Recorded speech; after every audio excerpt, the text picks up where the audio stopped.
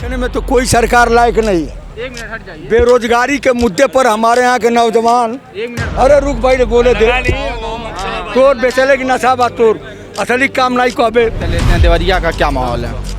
देवरिया में 1 लाख के पार हो रहा है इस बार भारतीय जनता पार्टी। पूर्वांचल में अखिलेश जी की बिहार नहीं रहेगी। पूर्वांचल में योगी जी का दबदबा है और यहाँ की सारी सीटें जो है बीजेपी जीत रही है। माननीय योगी जी के नेतृत्व में 280 सीट ला रही है बीजेपी। 280 प्लस। पूरे हिंदुस्तान को अगर चैन से अमन चैन से सोना है, रहना है, तो भाजपा, योगी और मोदी, कोई विकल्प नहीं। कोई विकल्प नहीं है। भाजपा के सरकार में नियुक्ति केवल कागज में हो रहा है और दिखावटी हो रहा है। पूछना चाहते हैं इस बाबा जी से, योगी आदित्यनाथ जी से, कि अगर पद खाली है पैसा क्यों बचाया जा रहा है? भरमा कर वोट लेकर कुर्सी पर बैठकर मलाई चापे के लोग, बस यही सरकार की नीति है। मैं कायर 302 का मुलजिम नहीं हूँ, हमारे ऊपर बुलडोजर नहीं चल सकता है, हम बुलडोजर का हकदार नहीं है। बुलडोजर का भी डर है अभी भी। हमको तनिक डर नहीं है।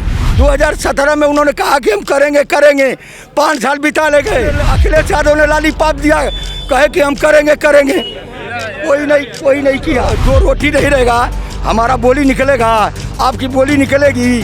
पहले रोजी रोटी का सवाल है। जो काम करने वाले हैं वो घूम के कर ही रहे हैं, जगह जगह पे अपना लारी ठेला चाय पानी कर रही है। जो करता ही नहीं है तो क्या करेगी सरकार उसको? अच्छा, अगर कोई पढ़ा लिखा युवा नौजवान रहे तो इसको आप जस्टिफाई तो नहीं कर सकते हैं, ठेला और फुल्की लगा रहा है। नौकरी मिली है सर, जो नौकरी नहीं, एक मिनट जवाब ले लूँ, मंच आपका नहीं है। योगी जी के पहले जो सरकार थी तो नियुक्ति पत्र उनके घर से जारी होता था, और आज नियुक्ति पत्र योगी जी के कार्यालय से और विभागों के कार्यालयों से जारी होता है।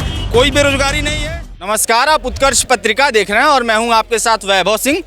चुनावी सफर में इस समय हम देवरिया में मौजूद हैं और ये देवरिया की दीवानी कचहरी है। यहाँ पे भारतीय जनता के पार्टी के प्रत्याशी सलभ मणि जी जो कि अपना प्रचार कर रहे हैं और अधिवक्ताओं से अपना प्रचार कर रहे हैं। अब अधिवक्ताओं से समझने का प्रयास करेंगे क्या है देवरिया की जनता का मूड, क्या है देवरिया की मुख्य समस्याएं, क्या मुख्य मुद्दे हैं इस चुनाव में, और देवरिया की जो जनता है वो किसको अपना विधायक चुनने वाली है।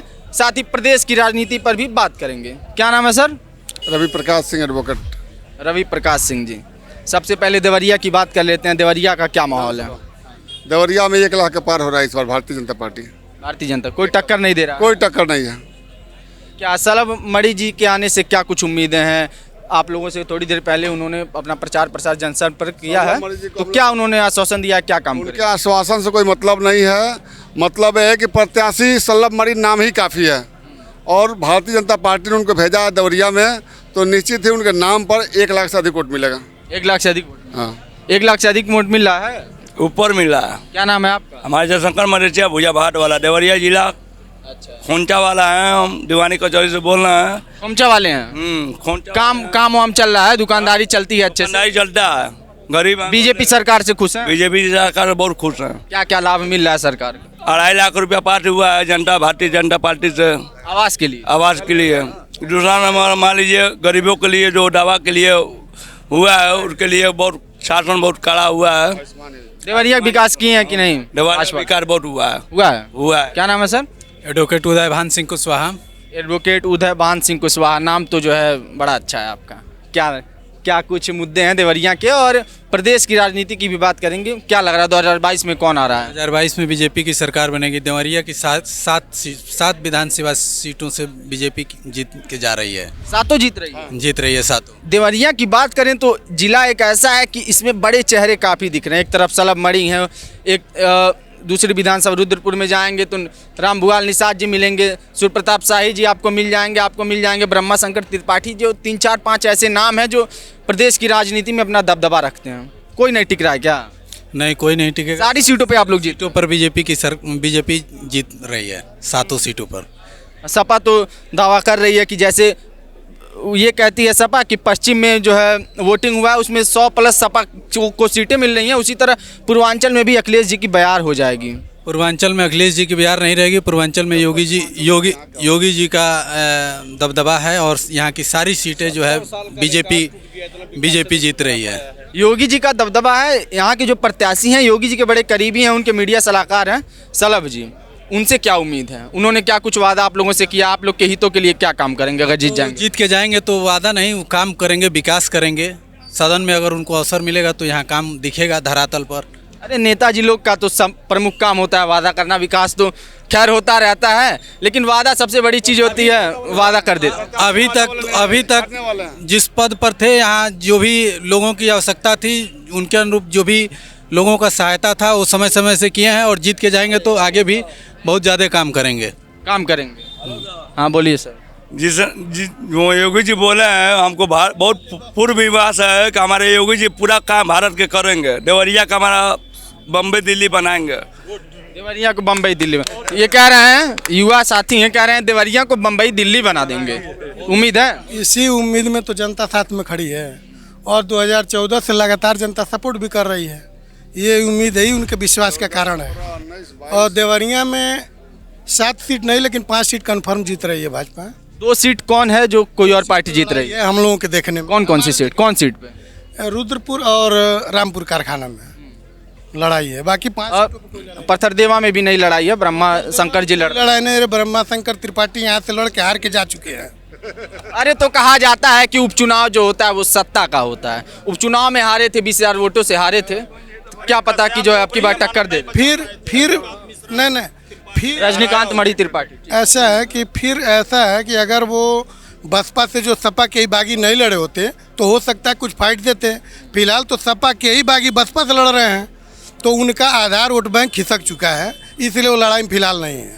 यहाँ का क्या माहौल है? यहाँ का माहौल तो एक तरफा है। आप कचहरी में भी देख लेंगे तो हमको लग रहा है 90% अधिवक्ता है। आप ही बीजेपी के ही विधायक जन्मेजय सिंह के जो है सुपुत्र भी लड़ रहे हैं सपा से, पिंटू सिंह से अथवार, वो नहीं टक्कर देंगे? नहीं, बीजेपी को विधायक नहीं है, उनके पिताजी थे, मैंने ये कहा। तो उनके पिताजी को भी हम लोग भाजपा को वजह सपोर्ट करते थे, और उनके पुत्र वो भाजपा के लायक नहीं है, वो निकल गए, वही बढ़िया है। 2020 में जब उपचुनाव होता है उनको टिकट नहीं मिलता, तभी नाराजगी होती है और पार्टी छोड़ देते हैं। तब भी लड़े थे लेकिन स्थिति बड़ी अच्छी नहीं थी। इस बार सपा से लड़ रहे हैं। सपा से लड़ रहे हैं। पिछली बार 20,000 वोट पाए थे, इस बार हमको लग रहा है कम से कम 20-25 हज़ार वोट से हारेंगे। 20 वोट से हारेंगे। क्या नाम है सर? राजेश तिवारी। क्या माहौल है आपके विधानसभा का? प्रदेश की राजनीति का भी साथ में बताएंगे कि प्रदेश में कौन आ रहा है और आपकी विधानसभा में कौन आ रहा है? प्रदेश में माननीय योगी जी के नेतृत्व में 280 सीट ला रही है बीजेपी। 280 प्लस। देवरिया में माननीय सलभ मणि। अच्छा, तो सपा वाले तो अलग ही दावा कर दे रहे हैं कि पश्चिम में जो है एक अलग आरएलडी और सपा का जो गठबंधन है उसका बयार चला दिए हैं, शतक मार दिए हैं, और आप कह रहे हैं 280। 10 तारीख को पता चलेगा, 10 मार्च को सपा का बोरिया बिस्तर पैक हो जाएगा। बिस्तर पैक है, बोरिया बिस्तर बना जाएगा। क्या आप तो नेताजी हैं, लगाए हैं? जी, मेरा नाम भाजपा आ रही है। भाजपा आ रही है, कोई इसके अलावा विकल्प नहीं है। पूरे हिंदुस्तान को अगर चैन से अमन चैन से सोना है, रहना है, तो भाजपा, जोगी और मोदी, कोई विकल्प नहीं है। और इन लोगों की जमानत, जो विरोधी है ना, उनकी जमानत नहीं जब्त हो जाएगी, उनको एकदम खत्म है। देवरिया लोग की सोच अटल है और वोट कमल है। सोच अटल है, वोट कमल जी, सोच अटल है, वोट कमल है। कमल खिल जाएगा जी, खिलना है, खिलेगा और खिलता रहेगा। लेकिन अगर धरातल पे बात करें तो स्थिति जो है काफ़ी लड़ाई वाली देखने को मिल रही है। हम लोग हर एक विधानसभा क्षेत्र में जाते हैं तो अधिकांश सीटों पर लड़ाई ये मिलती है कि सपा और भाजपा में, तो एक तरफा तो नहीं कहा जा सकता है। क्या लगता है आप? नहीं भैया, यहाँ एक तरफा वोट पड़ेगा। पूरे प्रदेश में क्या माहौल? पूरे प्रदेश की बात नहीं करते, हम देवरिया जिला की बात कर रहे हैं अभी। देवरिया में सलभ जी के आने से एक तरफा माहौल? जी, एक तरफा माहौल। सलभ जी बहुत अच्छे हैं, बहुत ज़्यादा अच्छे हैं, उन्होंने देवरिया के लिए बहुत कुछ किया है। वर्तमान के क्या मुद्दे हैं आपके विधानसभा में? वर्तमान का क्या कामकाज रहा है? क्या मुख्य ज़रूरत है? जो सड़क, बिजली, पानी, जो समस्याएं होती हैं, जो आम जन की ज़रूरतें होती हैं, उसके बारे में ज़रा बता दें।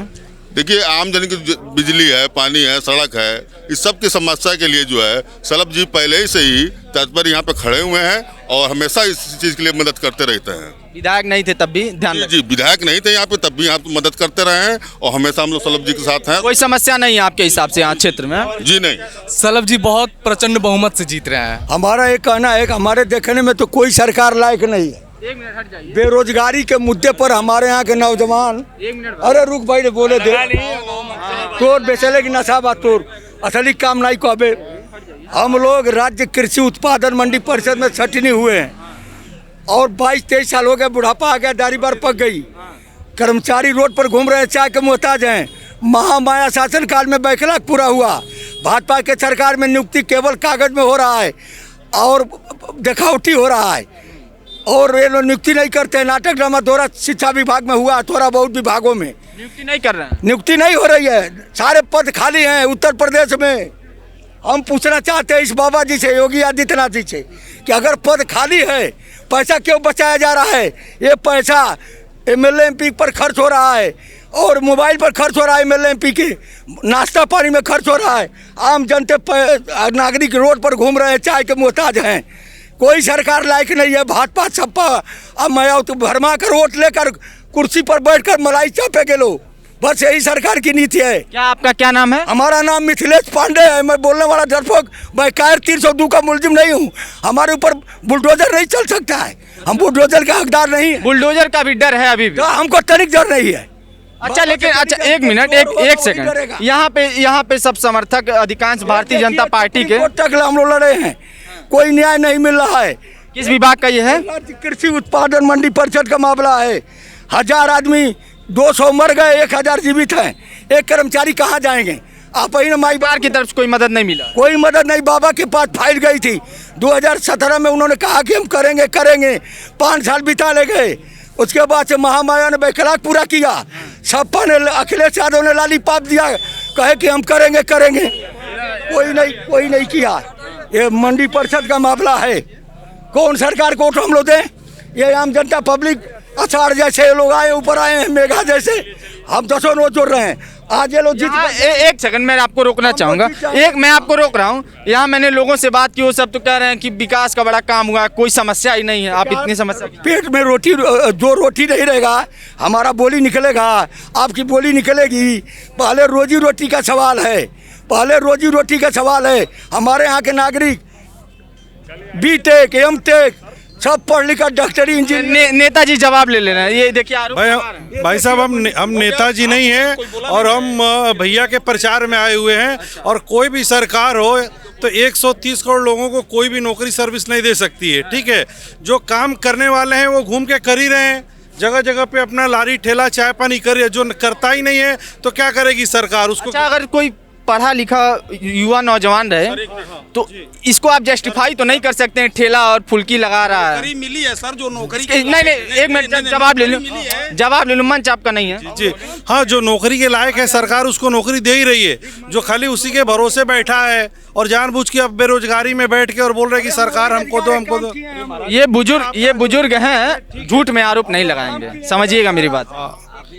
और कागज अपना पत्र लेकर आए। 2 मिनट। हेलो सर, बाबा जो बोले हैं कि माननीय योगी जी जो आपको कोई सुरक्षा नहीं दिए हैं, ये बताइए जनता जो कैसे खुश है? जो 2.5 लाख रुपए दिए हैं, माननीय जनता गरीबों के लिए आवास बनाई है, गरीब कैसे खुश है? चलिए धन्यवाद, आपने ये बात अपनी रख दी थी। तो हम देवरिया के दीवानी कचहरी में थे और अधिवक्ताओं से बात।